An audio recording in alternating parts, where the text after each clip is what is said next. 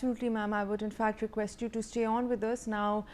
In some more developments coming in, as per a statement put out by Israeli Prime Minister Benjamin Netanyahu's office, Israel is preparing to immediately implement the first phase of Trump's plan for the immediate release of all hostages.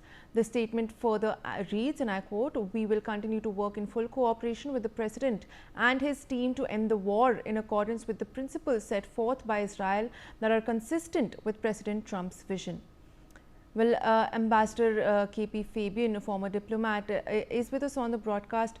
Sir, of course, now the Israeli forces and as well as the Israeli Prime Minister's office have both stated that they are ready to put the first phase of the plan in motion in accordance with the US President's vision. How do you see this moving forward? And now moving forward, what is the US's role going to be as well as a mediator, as well as the proposer of this 20-point peace plan?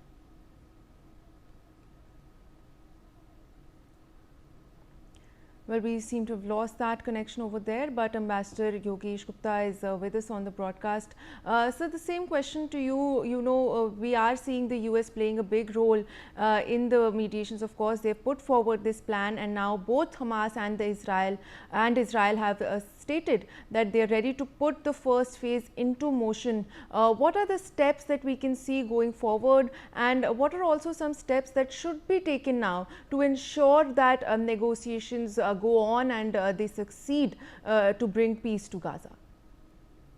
Well, you know, as far as Israel is concerned, their most important interest is in the release of hostages. You know, so they would first of all like all the hostages to be released. And as far as Palestine, as far as the Hamas are concerned, their main interest is that this war must stop.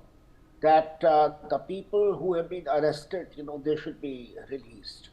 That the Palestinians who are in captivity of Israel, they should be released. And, you know, some way forward should be found for, you know, Palestinians being able to govern Gaza in future. And so these are the, and of course, the question of assistance. The international assistance must flow rapidly to Gaza and other areas because the situation there is desperate.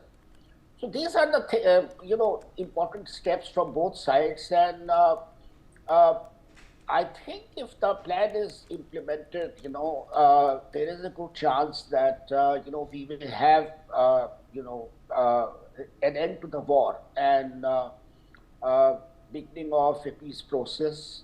Nothing is going to be easy, you know, because there are sharp apprehensions. There are some differences also between the Israelis and the Palestinians, the Hamas and others. So all these differences will need to be negotiated. You know, much more efforts will be required. But I think this is a good starting point. And, you know, when we consider this issue in a broader perspective, we should also consider the international situation and the regional situation prevailing at this point. You know, if you miss this opportunity, then Hamas may not get such an opportunity, or the Palestinians may not get such an opportunity anytime soon. You know, so we have to view the whole situation in entirety, and then take a view as to how one should proceed. I would say that this is a good starting point. Well, of course.